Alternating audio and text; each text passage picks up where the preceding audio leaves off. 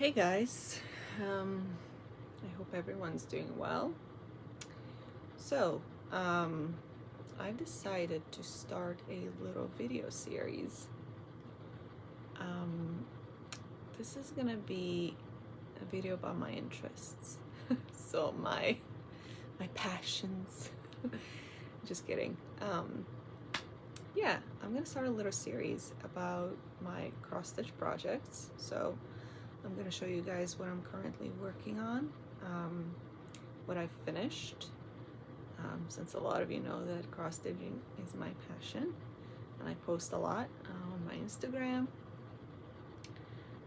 And also, after the cross stitch, I am going to be reading a little bit of poetry, a little bit of my poetry, a little bit of poetry that I've been reading. There is one author in particular that I've been a little bit obsessed with lately.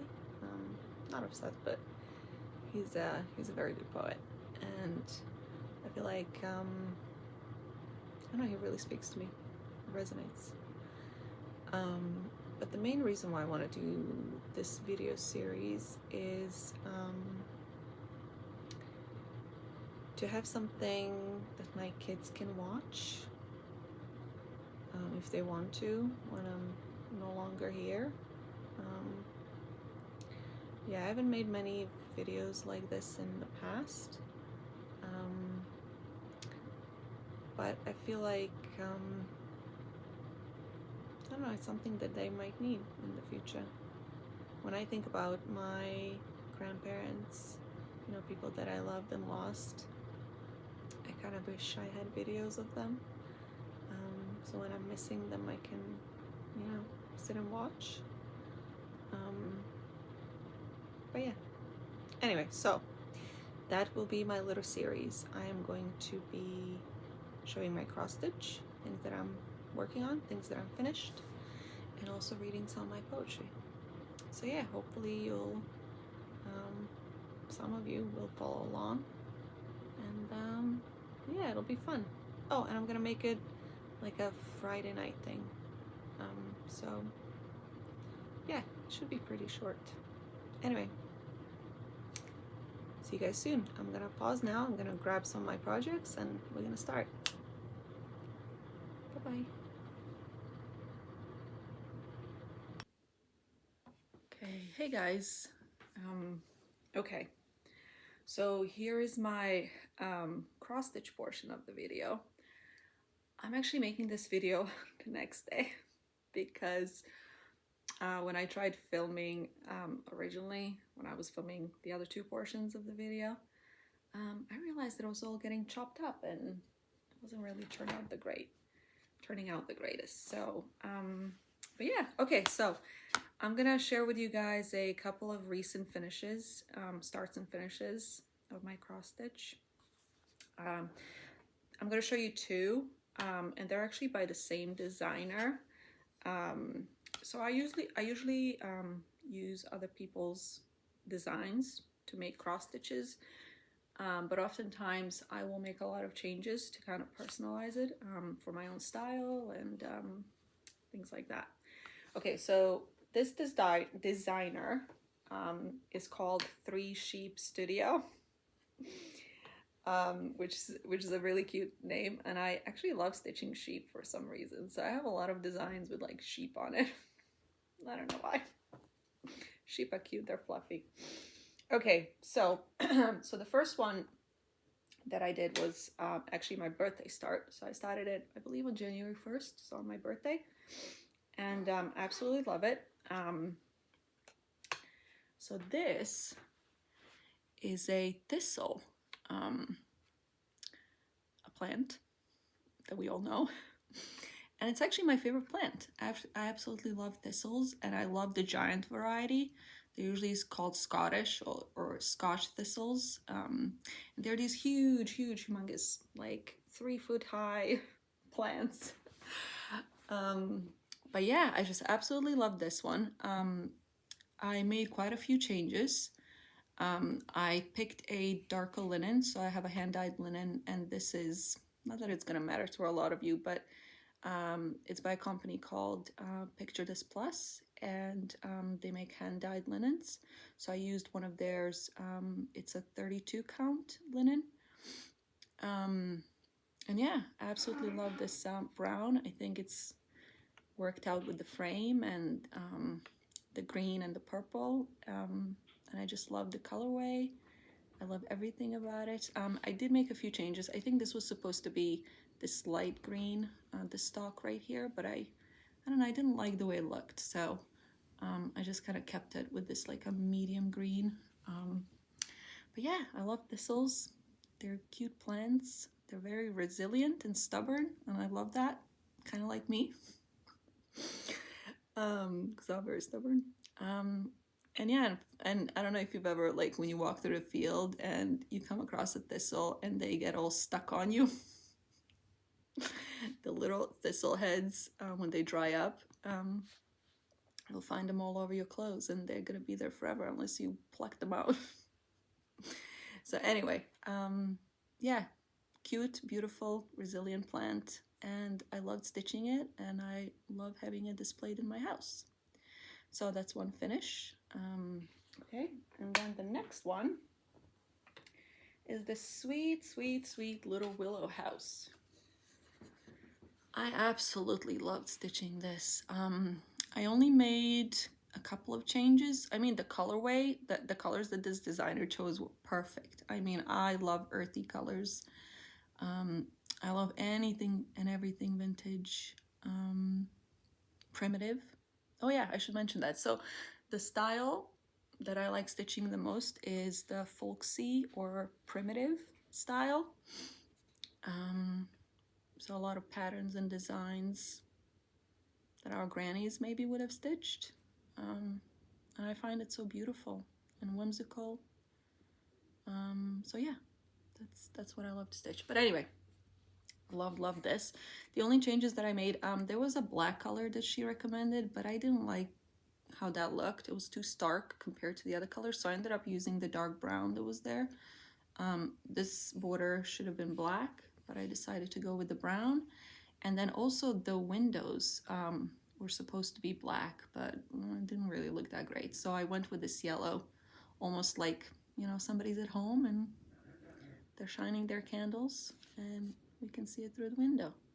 So yeah, beautiful, beautiful colors. Love the design. And yeah, this is another finish. I started and finished this one after doing the thistle. I bought the charts at the same time, so I stitched them one right after the other. Love it so much. Okay, so these are the two finishes I'm gonna show for now. And now I'm gonna show you guys what I'm working on, what I've started working on after finishing these.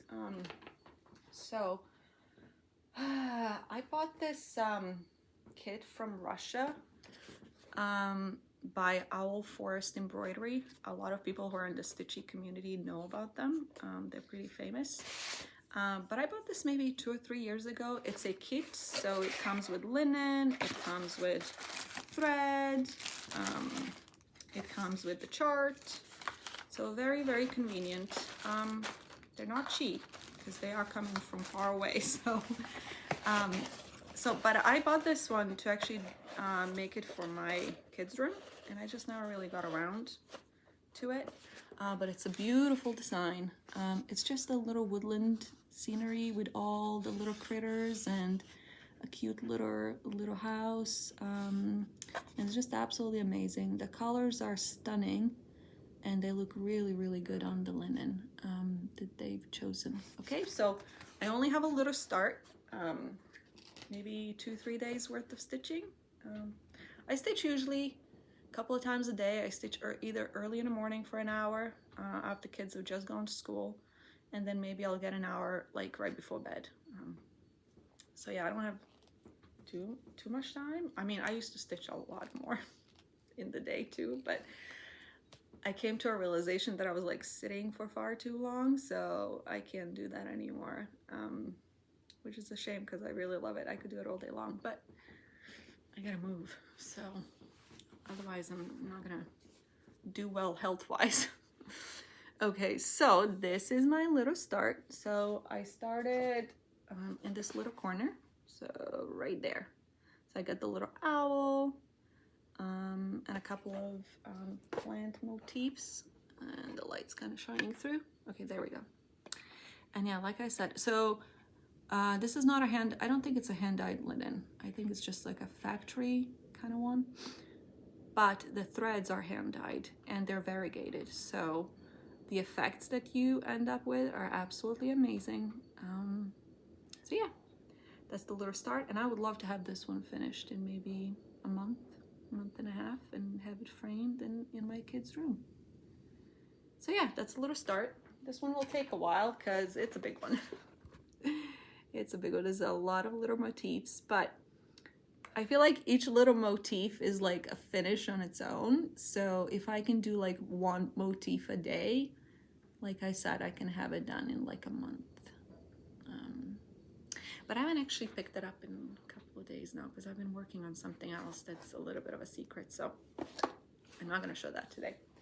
Okay, and then another project that I'm working on at the moment and would actually love to have done by Easter, but I'm not sure that it's going to happen because I'm going to be very busy and there's still quite a lot of stitching to be done here.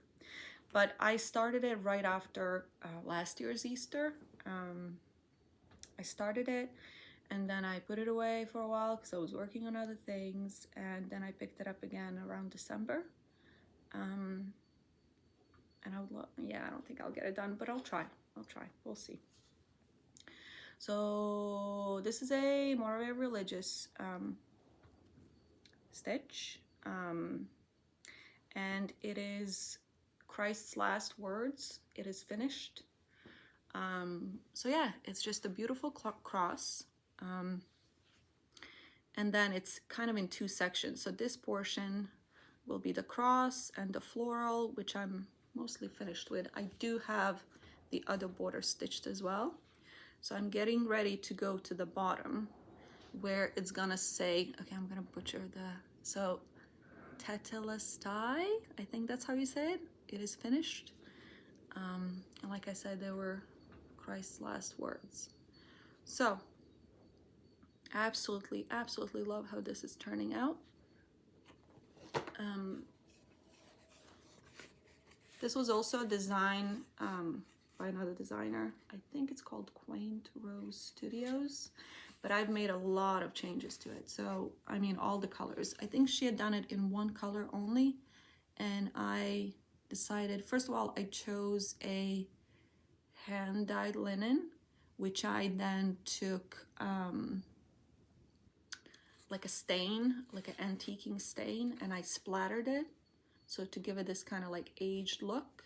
So I aged the linen first, and then I went into my hand-dyed thread stash, and I chose some beautiful colors that just really spoke to me. And this kind of like a brownie gold, aged gold, which I thought was gonna look beautiful for the cross and the border. And then just chose some pretty reds and pinks for the florals and the greens for the stems. So I absolutely love this. It's gonna be a nice big piece, and I'll probably have this one framed professionally. I'll take it in and custom frame it, which is not cheap, by the way, but they do a good job. And I think I can, it's one of those like heirloom pieces that, one day I can pass on to my kids and they can have it in their house or not or whatever. But yeah, my house is kind of like, God, we live in a tiny house, which is like 1,000 square feet. And it's already kind of filled up. So I'm constantly like changing things and moving things around because I want to have everything displayed, but it's not possible. So until we get our basement finished, which we're working on, hopefully this year, and I'll have more space. Yay. But yeah, I'm really excited about this one, and yeah, can't wait to have it done. Hopefully by August. We'll see. All right, so that is my cross stitch portion, and I will see you guys in the poetry portion right after this. Bye bye. Bye kids. Bye Annika. Bye Eli. If you ever end up watching this. Kiss.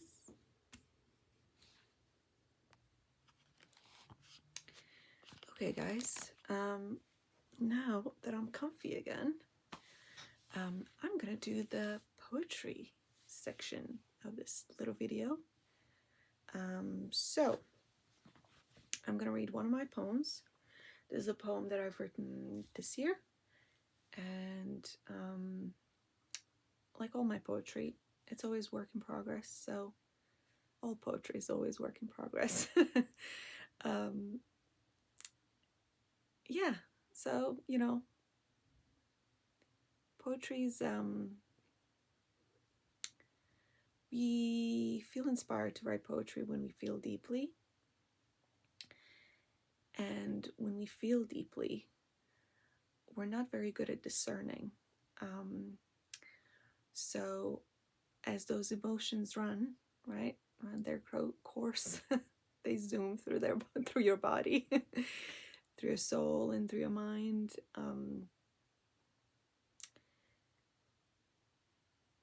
They do so with urgency. So it's only after we've done writing the poem, right? And we've spent a few days away from it, and your emotions have kind of settled. And we go back to that poem, and because the emotions aren't so strong, so fresh, you're then able to think more rationally about what you've written, why you've written it, where those emotions are coming from, what they mean on a personal and on a larger scale. So yeah, for that reason, although initially thoughts and words and emotions were coming out, upon reflection, we're able to kind of tame them a bit, make them a little more readable, acceptable. Anyway, I hope I'm expressing myself well here. Okay, so I'm gonna read one of my poems that is still work in progress. It's untitled still. It will be my book one day. But yeah, let me read it to you, and it might be a little different next time I read it. But anyway, it's a short one. We'll start short. Sorry guys, I had to pause the video because Eli was screaming on top of his lungs and giving Tim a hard time because he didn't want to be showered. So, uh-oh, somebody's gonna interrupt again. I hope not. Anyway, I have no idea where I paused, but it was at the point where I was about to read one of my poems, I think. Okay, so let's do that now. This is gonna be a short one. And Eli, if you're watching this one day, bad boy, why are you giving Daddy a hard time? Stop it. Okay, here we go. Let's see. I gotta find it again. Which one was I gonna read? Sorry, guys. See? It's life. And I'm not editing any of this. It is what it is. In all its with all its faults and in its glory. Okay, here we go. I found it. Let me get into my poetry reading mood. All right. After the exile, dark night of the soul, when shadows have been absorbed and blossom is hope, I rise in my new skin, the armor of God, a communion of courage and perfect surrender. My soul is a portal, and I know without knowing, all senses abandon, a passage leading to everything and to nothing. I am the brightest white, the blue flame on the wings of a moth, my intuition sound and destiny bound, one with the divine. Okay, so I'm gonna leave it there, at this or there, whatever the expression. Yeah, so I'll see you guys later, next Friday, and I hope you have a good week, and bye-bye.